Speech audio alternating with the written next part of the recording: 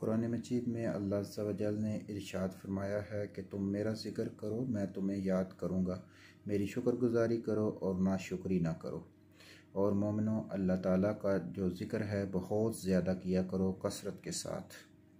और अल्लाह ताला को बकसरत से याद करने वाले मर्द और बकसरत से याद करने वाली औरतें, अल्लाह ताला ने इनके लिए मग़फ़रत और अजर अज़ीम तैयार कर रखा है।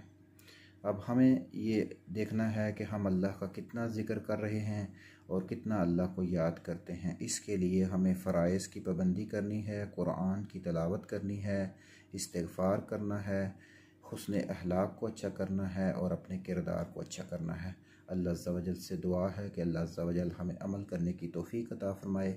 अल्लाह पाक हमें ज़िक्र वाली ज़बान अता फ़रमाए और फ़िक्र वाला दिल अता फ़रमाए। अस्सलामु अलैकुम व रहमतुल्लाहि व बरकातुहू।